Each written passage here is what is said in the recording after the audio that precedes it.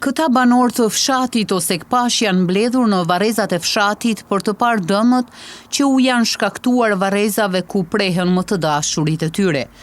Persona deri më tani të panjohur kanë vandalizuar varrezat e këtij fshati e kanë vjedhur objekte që ishin vendosur mbi varre.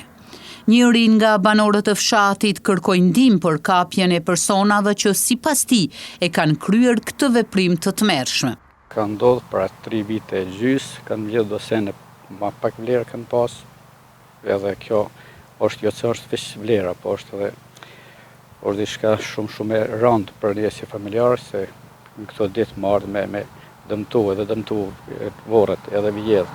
Edhe në ditë se na festojmë edhe çdo kush, çdo një shqiptar, kudo që është, i besimit katolik vjen i viziton vorret, se është dita atyne, edhe 2 ditë do të thotë me datën 1, është dita e gjithë të vdekurve.